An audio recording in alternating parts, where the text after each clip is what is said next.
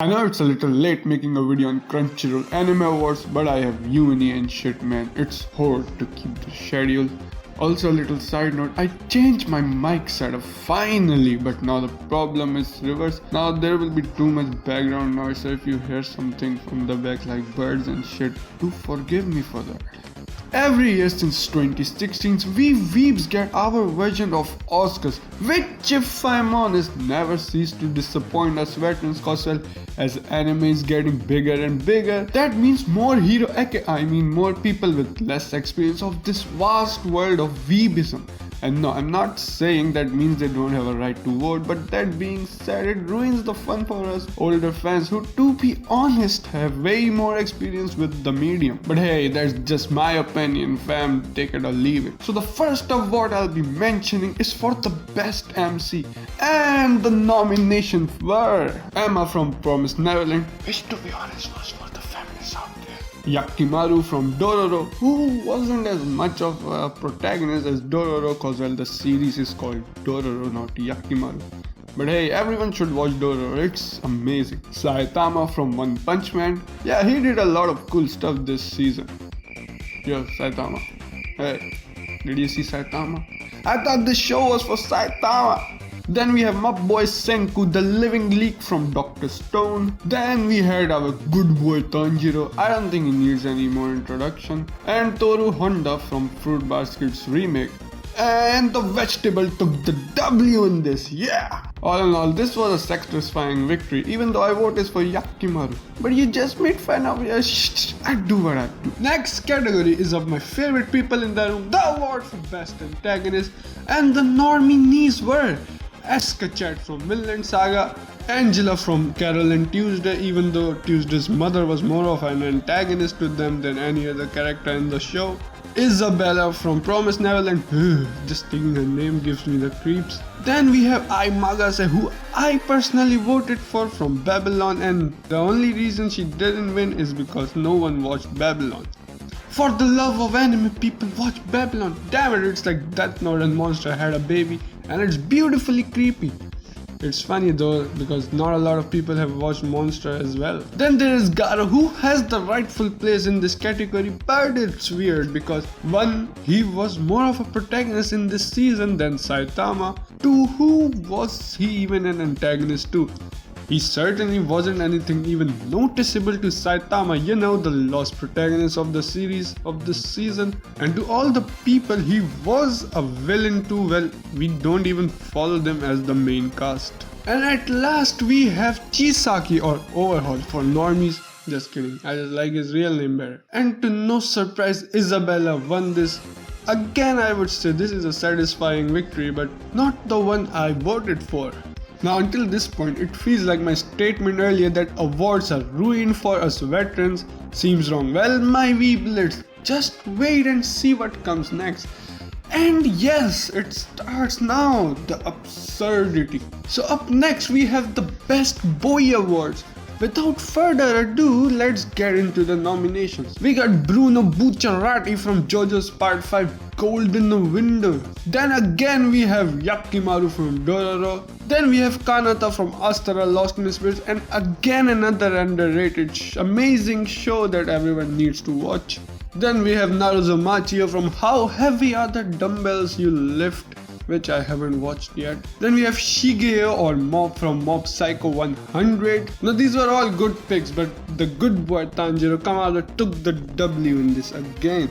See what I meant by the absurdity of the choices of newcomers. Then of course the next category on Disappointing Express is Best Girl Awards. Yeah, I imagine everyone will be sitting with their waifu body pillows right now.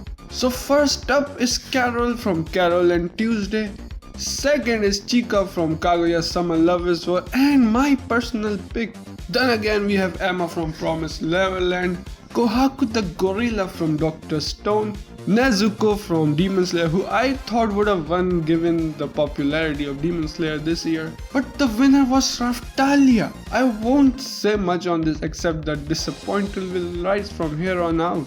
Moving further down the disappointing railway track, we have Best Animation Award. Before I tell you the nominees, I want to make this point clear that this was the category that Demon Slayer should have won, no question asked. So anyways, we had Attack on Titan, which I think loses just cause of that monstrous CG for Colossal Titan. Fate Grand Order, too bad for Fate Grand Order, Ufotable was busy with Demon Slayer, or this I think would have won also. Then we have the mythical legend Demon Slayer, which was deserving to win but didn't win. Then we have the anal cancer Sara Zanmai. Warning, do not watch it. I repeat, do not watch it if you value your food and your sanity. Vinland Saga, which again falls short cause of its CG, albeit not that noticeably bad CG, but bad CG nonetheless. And we have Mob Psycho 100, which win this award. Now this is done by Madhouse, so you know it will have dope animation, but in no universe it beats Kimetsu no Yaiba. Next we have the Best Character Design Award, for which first up we have Carol and Tuesday. Then we had Dr. Stone. To be honest, it had really good character design all over. I mean, you can land a plane between some of those eyes, but it was good.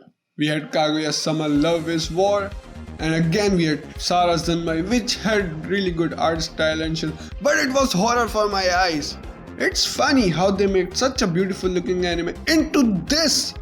Vinland Saga, which is already adapting from one of the best drawn manga, so I think the credit goes to Makoto Yukimura more than the animators in this case. And the disappointing winner, Dororo. I mean, Dororo.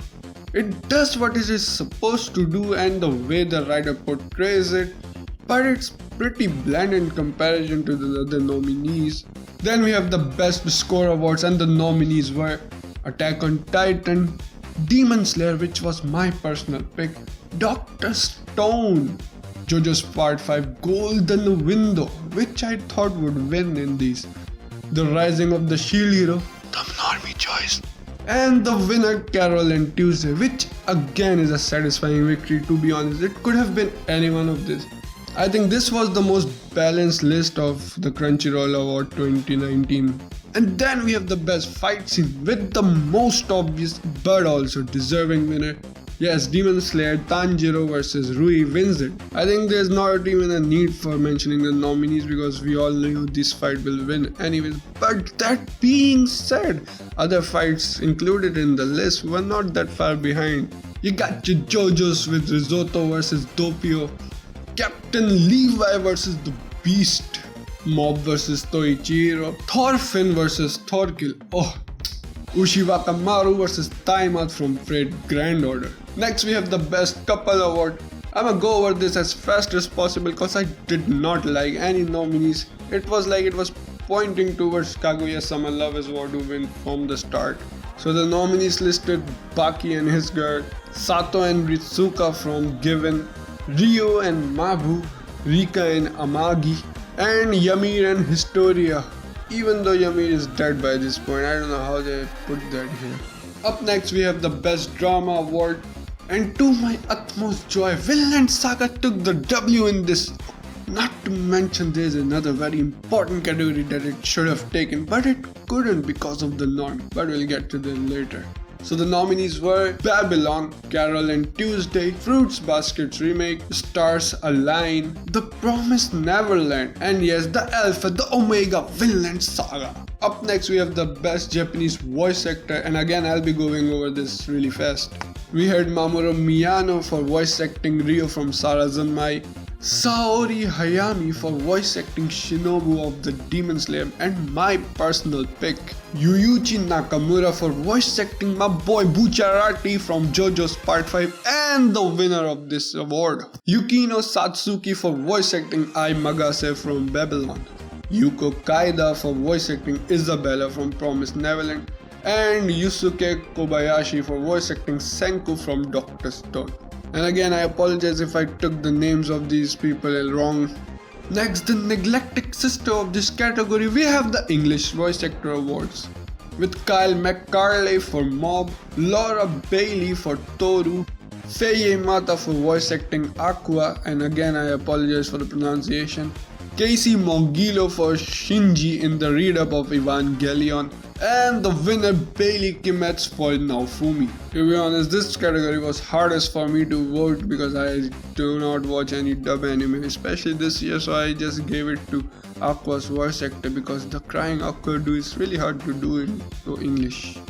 Next we have one of my favorite awards for the best comedy anime, and does this one delivers. First off we had Agretsuko season 2, how heavy are the dumbbells you lift. Isekai Quartet season 1, which I voted for. Kaguya-sama Love is War, and this also took the W.